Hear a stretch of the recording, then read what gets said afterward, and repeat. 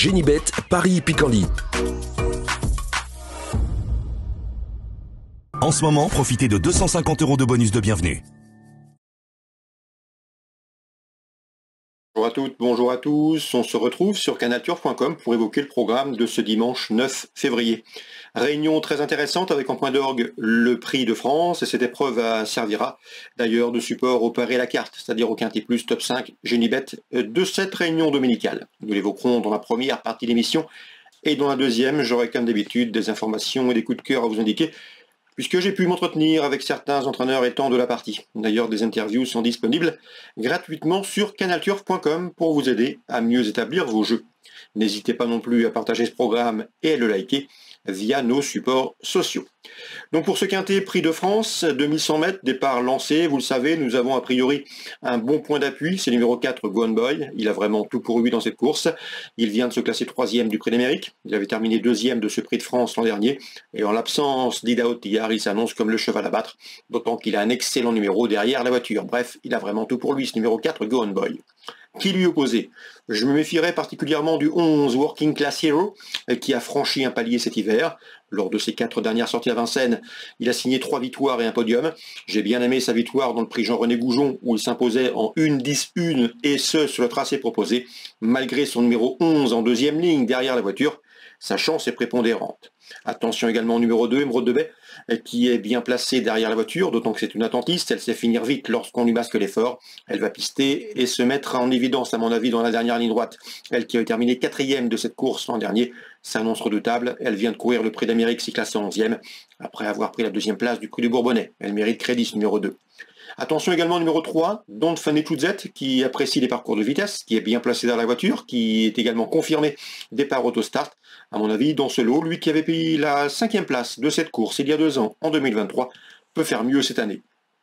J'ai ensuite retenu le numéro 12, Justin Bold, un cadet qui défie ses aînés, mais il n'est pas hors d'affaire. Il avait d'ailleurs pris la 3e place du Prix de Bourgogne fin décembre sur ce tracé.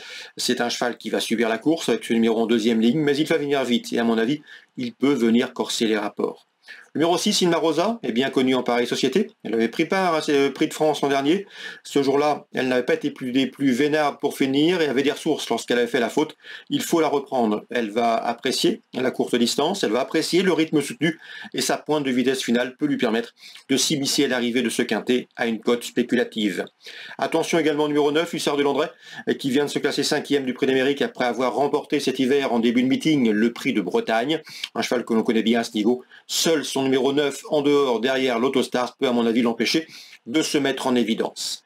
Je terminerai avec numéro 7, Banderasby, un cheval qui a couru cet hiver à Vincennes, 5e du Prix de Bretagne, 6e du Prix du Luxembourg. Il est confié avec Raffin, il possède une bonne vitesse de base, raison pour laquelle je l'ai inclus dans mon pronostic.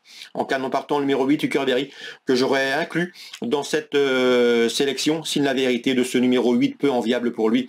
Derrière la voiture, c'est un attentiste, et à mon avis, il va reprendre en partant et risque de se retrouver assez loin au moment du démarrage.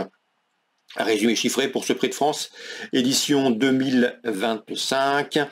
On retiendra le 4 Go On Boy devant le 11 Working Class Hero, le 2 Émeraude de Baie, le 3 Don't Fanny Chouzette, le 12 à savoir Justin Bold, le 6 Inma Rosa, le 9 Hussard de Landré et le numéro 7 Banderasby. En cas partant, le 8, on va maintenant évoquer les coups de cœur et les informations. En ce moment, profitez de 250 € de bonus de bienvenue. On passe aux coups de cœur et aux informations de ce dimanche 9 février. On commence par Vincennes et l'épreuve d'ouverture avec le 109, à savoir Calimero Jasma, présenté par Pierre-Yves Rochard. Le cheval avait fait sensation, avait signé 2 succès de rang à pareille époque l'an dernier, en janvier-février. C'était à Vincennes, notamment une victoire sur le tracé qui nous intéresse de 1175 mètres. Il est confirmé autre montée.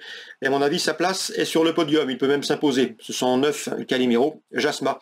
Je me méfierais pour lui du 113, à savoir Kémilla de Brion. Ce n'est pas la plus sage de la bande et pourtant elle possède de la vitesse et pour ses débuts autre montée, elle ne surprendrait pas en se mettant en évidence le 109 et le 113. Dans la 5e, je peux vous parler du 506 Idéal de Rivray. Vous le connaissez, nous vous l'avions recommandé lorsqu'il avait gagné son quintet avec Jean-Michel Bazir cet hiver à Vincennes. Ce jour-là, il offrait un joli cadeau d'anniversaire à son mentor Kevin White-Lackley, lequel m'a indiqué que le cheval était au mieux pour ce rendez-vous. C'est un bel engagement pour lui. Sans les 6 ans, il part en tête. Sa préparation s'est très bien déroulée. Le cheval devrait pouvoir jouer les premiers rôles. On peut lui opposer pour d'éventuels couplets au trio, le numéro 4 dans cette épreuve, Il Capitano du Parc, qui collectionne les bons résultats. Numéro 1 également, Indice du Cailleux, le moins riche de la course, mais pas le moins doué. Le numéro 5, pourquoi pas, il mérite pour sa régularité. Et je me méfierais au 25 mètres du numéro 8, Hyacinthe Dijip, qui sait finir vite lorsqu'on lui masque l'effort. Donc le 506, Idéal de Rivray, me semble en mesure de jouer les premières places. Je lui opposerai principalement les numéros 4, 1, 5 et 8. Concernant maintenant la 6e, on retrouve au départ le 611 Cocotte, vous la connaissez, elle vient de remporter le prix Bold Eagle et un groupe 1, et à mon avis elle va confirmer ici dans ce lot. Toutefois, elle retrouvera sur sa route le numéro 6, Kinan de Joude, le numéro 10 également Xar, ou encore le numéro 3, Canto Avis, respectivement affichés 10e, 11e et disqualifiés dans cette épreuve référence du prix Bold Eagle, mais à mon avis, ils peuvent l'inquiéter davantage.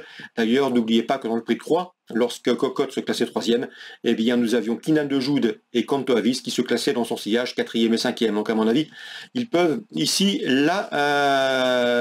l'accompagner, pourquoi pas même l'inquiéter. Le 611 derrière, pourquoi pas, pour des cotes, le 3, le 6 et le 10. On passe à Pau maintenant, la Réunion 4. Je pense que dans la 4e, le 405, à savoir Rosario Baron, va s'imposer. Un cheval qui est un champion. Il avait remporté le Grand Steeplechase de Paris il y a de ça quelques temps, en 2023. Il est confirmé à Pau, 5 courses à Pau, 4 victoires et une place de 3e. 3 courses sur le Steeplechase de Pau, il y est invaincu. Bref, il s'annonce redoutable ce 405 Rosario Baron pour le prix Gaston Phébus. Dans cette épreuve, je lui opposerai principalement le 406 Kif Kif Bourrego, qui m'a bien plu lors de sa dernière sortie victorieuse sur le Steeplechase béarnais. On arrive au Grand Cross, et là Patrice Quinton est bien représenté avec le numéro 4, Saint-Godefroy. Saint-Godefroy, véritable spécialiste du cross palois. Il a couru 16 fois sur le cross palois, résultat 15 fois dans les 2 premiers, mieux encore, et il compte 11 victoires, du 11 sur 16 à la gagne pour Saint-Godefroy, sur le cross palois. Il participe donc une nouvelle fois au Grand Cross, une épreuve qu'il a remportée en 2022 avec des ambitions. C'est dans la 10e, le numéro 4. Son principal opposant sera le numéro 1, Hip Hop Conti, double tenant du titre. Il a remporté cette course en 2023. Et en 2024, et une nouvelle fois, CE1 devrait s'expliquer pour la palme. La 10e course, le 1, Hip Hop Conti, et le numéro 4, Saint-Godefroy pour la victoire. Dans cette épreuve, pour le trio, pourquoi pas leur associer le numéro 6, Solingen, laquelle est en constant progrès. On termine avec Patrice Quinton également dans la 12e. Je pense qu'il est bien représenté avec le numéro 1, Hard Rock de Carcer, et le numéro 2, Kim d'Érable. Les deux sont en forme et devraient confirmer ici dans ce lot. Leur principal opposant pourrait bien être le numéro 3, c'est Interdit de jeu, qui est en forme et qui lui aussi a les moyens de jouer les premiers rôles. Donc la 12e, 1, 2 et 3. Voilà pour les nombreuses infos de ce dimanche. J'espère qu'elles vous seront bénéfiques, fructueuses. Nous, on se retrouve très prochainement sur canalturf.com. En attendant, n'hésitez pas à liker ce programme, à le partager. C'est possible, c'est gratuit sur nos réseaux sociaux. Génibet, Paris Picardie. En ce moment, profitez de 250 € de bonus de bienvenue.